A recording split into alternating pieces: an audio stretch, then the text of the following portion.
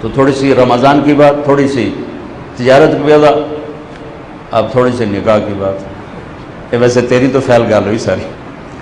پہلے میں آپ کو لفظ نکاح کا مطلب بتاتا ہوں. نکاح کا کیا مطلب ہے، طلاق کا کیا مطلب ہے.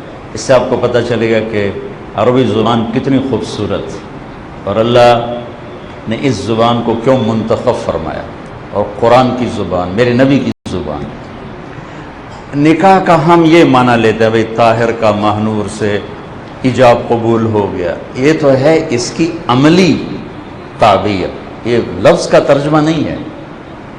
نکاح کرنا، نکاح کر دیا، نکاح ہو گیا. لفظ نکاح، نکاح ینکح، دو چیزوں کا آپس میں اس طرح ملنا کہ وہ یکجان ہو جائیں، اس کو نکاح کہتے ہیں.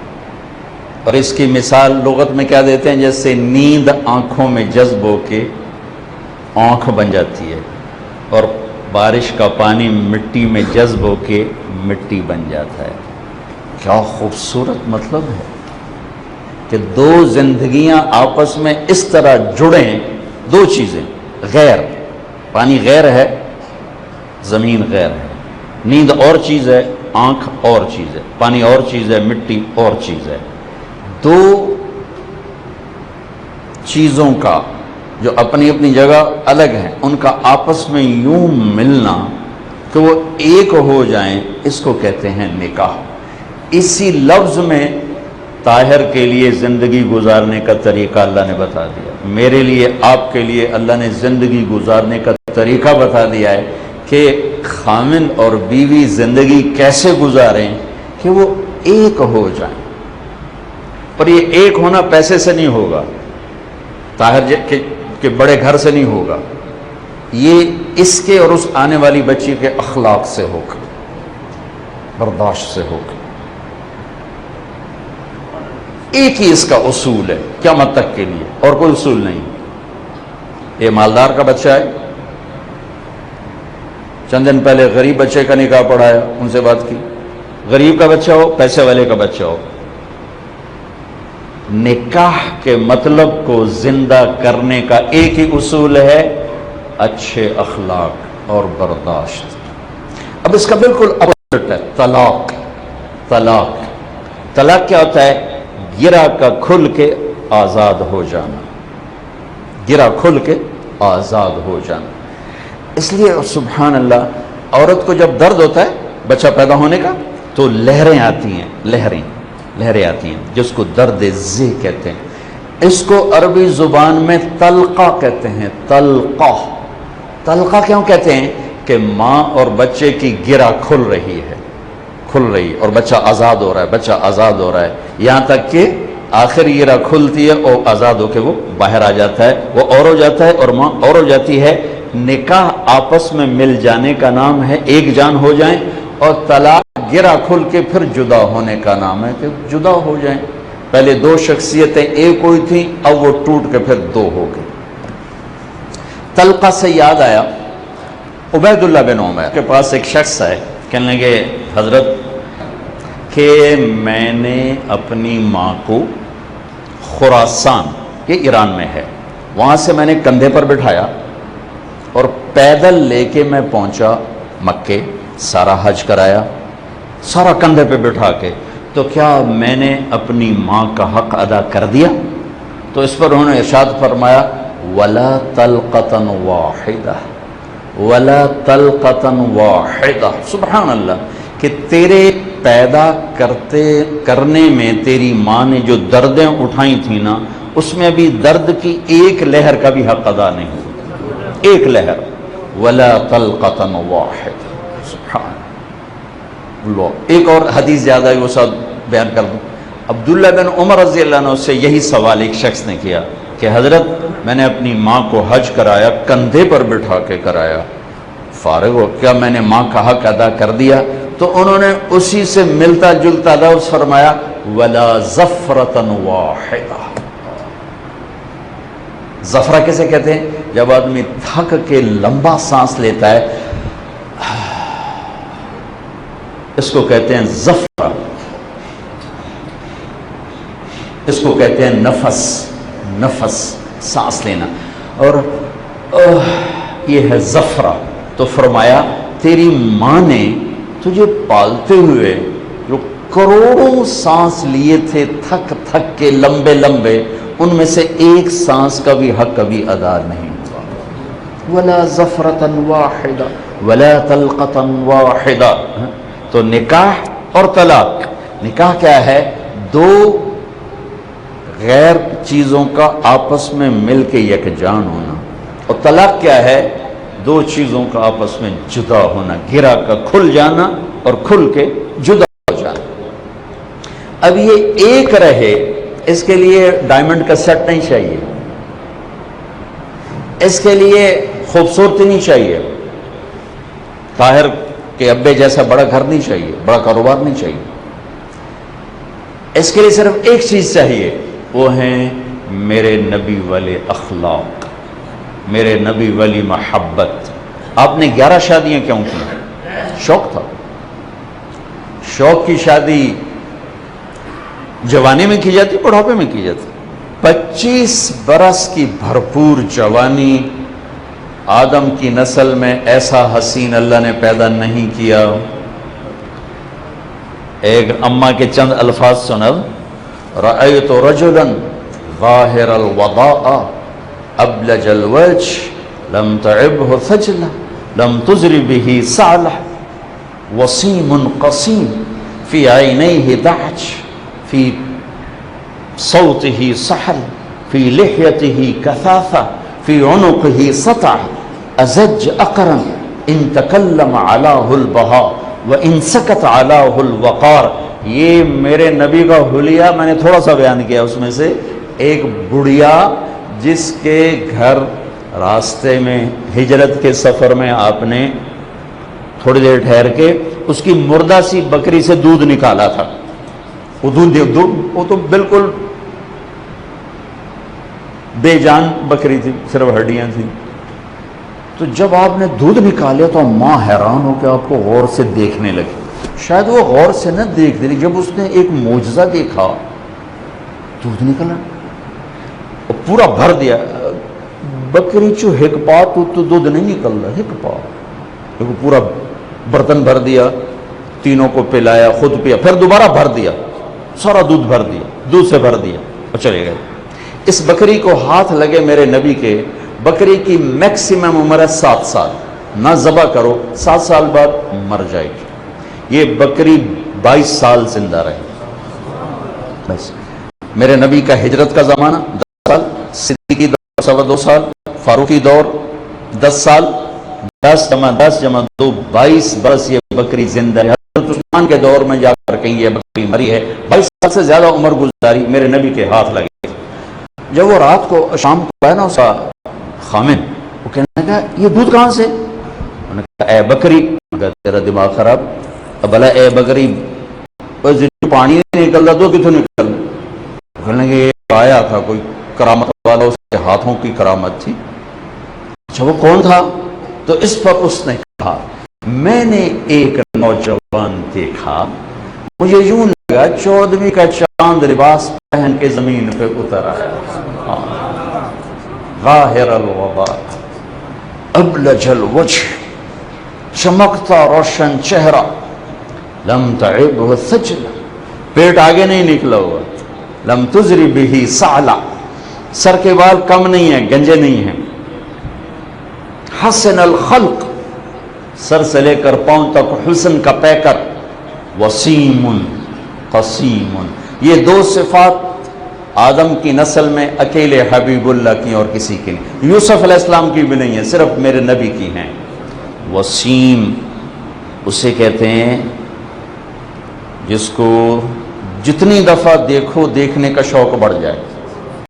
یہ دنیا میں کوئی چیز ایسی نہیں.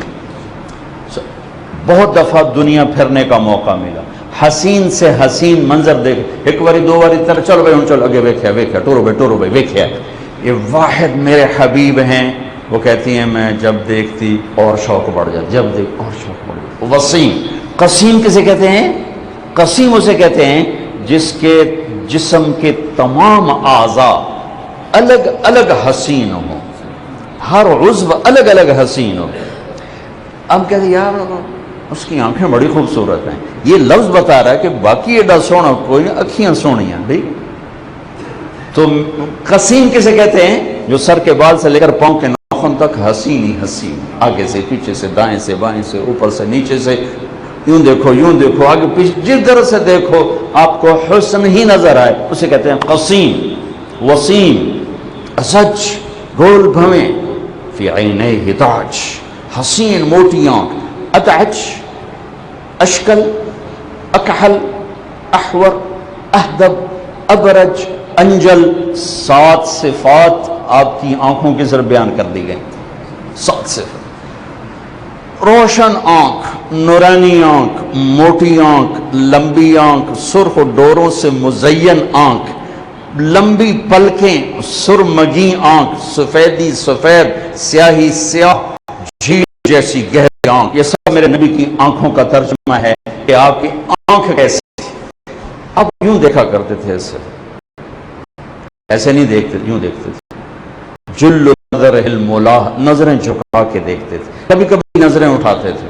جب آپ نظریں اٹھاتے تھے ایسا نور ہوتا تھا, کوئی تاب نہیں لاتا, سب ایسے ہو جاتے تھے. سب صرف 2 آدمی اس وقت آپ کو دیکھ سکتے تھے, صرف 2 آدمی. جب بولتے تھے تو ایک نور چھاتا تھا, جب خاموش ہوتے تھے ایک وقار چھاتا تھا. یہ میں آپ کا مختصر سا حلیہ بتا رہا ہوں, ورنہ پورے چیپٹر ہیں کہ میرے نبی کا سر سے لے کر پاؤں تک ایسا حلیہ تھا. یہ نوجوان 40 سال کی عورت سے شادی کیوں کر رہا ہے؟ 40 سال 2 نکاح پہلے ہو چکے ہیں, ہر نکاح سے اولاد ہوئی ہے. اب یہ عورت ڈھل چکی ہے, ان کی اٹھتی جوانی, ان کی جوانی ڈھل چکی ہے. 40 سال کے بعد عورت کی جوانی دی اینڈ ہوتا ہے. یہ 25 سال کے نوجوان کیوں شادی کر رہے ہیں؟ کہ آگے اعتراض ہوں گے, اس کا جواب ہے. ٹھیک ہو گیا. جب 50 سال عمر ہو گئی, خدیجہ کا انتقال ہو گیا. 50 سے 63, 13 برس میں 10 نکاح, ڈھلتی عمر میں 10 شادیاں, پیدر پہ. جوانی میں تو شوق ہوا نہیں, تو ڈھلتی عمر میں یہ شادیاں کیوں ہیں؟ ایک تو حدیث سناتا ہوں, ما تزوجت وما زوجت الا بوحی من السماء نزل به جبریل, کہ میں نے جہاں شادی کی, میں نے جہاں بیٹی دی, پہلے آسمان سے جبریل پیغام اللہ کا لائے, یہاں شادی فرمائیں, یہاں بیٹی دیں, میں نے اس کے بعد یہ قدم اٹھایا. پھر ایک فضیلت کہ میں نے جہاں شادی کی, میں نے جہاں بیٹی دی, میرے اللہ نے وعدہ کیا سب جنت میں جائیں گے, کوئی جہنم میں نہیں جا سکتا. اللہ کی قسم یہ 11 شادیاں زندگی سمجھانے کے لیے تھی. آپ کی بیگمات میں تیز مزاج بھی تھی, غصے والی بھی تھی, نرم مزاج بھی تھی, سب سے گزارا کر کے سکھایا. میں باپ والا مزاج تھا, غصہ, کیسے گزارا کرنا ہے, آپس میں خواتین میں کشمکش ہے, کیسے گزارا کرنا ہے. گھر میں کھانے کو گوشت نہیں, 2 مہینے چولہا نہیں جلتا اور بیویاں قربان ہو رہی, آتا اور بیویوں کو گلا ہے. ان کانوں نے کئی دفعہ سنا, میرے خاندان کی دولت کو میں کیا کروں, میرا خاندان اربوں پتی ہے لیکن میں دولت کو کیا کروں. اس کا بول اچھا نہیں ہے, اس کا سلوک اچھا نہیں ہے, اس کا رویہ اچھا نہیں, میں یہ ہیرے کے سیٹ کو کیا کروں. ایک اربوں پتی آدمی مجھ سے کہنے لگا, ایک دوست کی بیگم آپ سے ملنا چاہتی ہے, میرے جیسے 200 اس کی جیب میں آ جائیں, یہ اس کے پتہ نہیں سچا جھوٹا کہ وہ جیسے میرے جیسے 200 اس کی جیب میں آ جائیں. ٹھیک, اتنی بڑی دولت اس کی بیگم نے آتے ہونا شروع کر دی کہ اس دولت کو میں کیا کروں, خامد کا سلوک. یہ جو آپ نے 11 شادیاں کی ہیں زندگی سمجھانے کے لیے کہ گھر میں کچھ نہیں دیا, محبت دی ہے, قربان ہو گئی بیگمات, فدا ہو گئی بیگمات. صرف ایک حدیث سناتا ہوں. اب کے ماحول میں بیوی سے اظہار عشق بہت بڑا ہے, معشوقہ سے اظہار عشق, بیوی سے اظہار عشق موت، بےعزتی. وَهَلْ تَبْكِينَ اللَّيْلَ إِذَا مِتُ قَبْلَهَا وَقَامَ عَلَى قَبْرِ النِّسَاءُ النَّوَائِحُ. لیلا کا نام آیا ہے نا. یہ شاعر کون ہے؟ اس کا عاشق مجنو جس کو ہم کہتے ہیں. اس کا نام تھا توبہ، توبۃ بن سمہ الخفاجی. خفاجی قبیلہ عراق میں آباد تھا، مکہ میں بھی آباد ہے، اور یہ سردار کا بیٹا تھا. سردار ہے سر، ہمیں چھوٹا بندہ کوئی نہیں، بڑے سردار دا پتر آئی. تو وہ بڑے آرام سے کہہ رہا ہے وَهَلْ تَبْكِينَ لَيْلَ إِذَا مِتُ قَبْلَهَا وَقَامَ عَلَى قَبْرِ النِّسَاءُ النَّوَائِحُ لَيْلَ.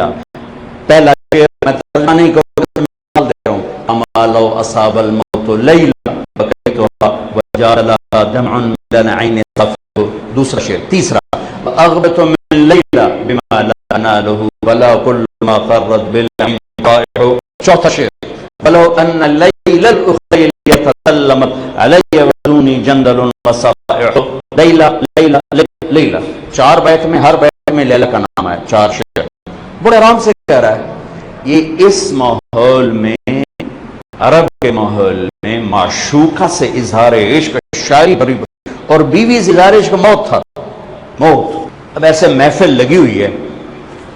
ایک صحابی عمرو بن عاص اللہ کے نبی سے پوچھے یا رسول اللہ من احب الناس الیک، آپ کو سب سے زیادہ کس سے پیار ہے؟ عجیب سوال ہے، عجیب جواب. آپ نے بلند آواز سے کہا عائشہ سے، تو سارے تے گھڑا جا ترٹا. وہ اے کی بنی ایڈا وڈا رسول کھی جاندہ مینوں عائشہ نال پیار. یہ تو ہم اپنے ماحول میں نہیں کہہ سکتے. ساڈے تے اگلے فتوی ٹھو ہے مولوی صاحب ویکھو رن مرید بن گئی نے. آپ نے عائشہ سے، ان کو تو کرنٹ لگ گیا. انہیں فوراً سوال بدلا یا رسول اللہ میرا مقصد ہے مردوں میں. آپ نے نبض پہ ہاتھ رکھ لیا کہ میری گلے نو اندر نہیں گئی، ہضم نہیں ہوئی. آپ تو معاشرت سکھانا چاہتے ہیں. اظہار عشق نہیں ہے، تعلیم معاشرت ہے، تعلیم ہے، اللہ کی قسم تعلیم ہے. تو آپ کو محسوس ہو گیا کہ اس کو یہ بات ہضم نہیں ہوئی. تو اب آپ نے یہ کہنا تھا کہ مجھے ابو بکر سے سب سے زیادہ پیار ہے، لیکن آپ نے کیا کہا؟ ہاں یا رسول اللہ میرے کہنے کا مطلب تھا من الرجال، مردوں میں کس سے زیادہ پیار ہے؟ عائشہ کے عباس. عائشہ کے عباس. سبحان اللہ. یہ ابو بکر کیوں نہیں کہا؟ عائشہ کا ابا کیوں کہا؟ اس غلط چیز کو توڑنے کے لیے کہ حلال محبت کو چھپاتے ہو اور حرام محبت پہ شعر و شاعری کہتے ہو. کیسے دیوانے ہو.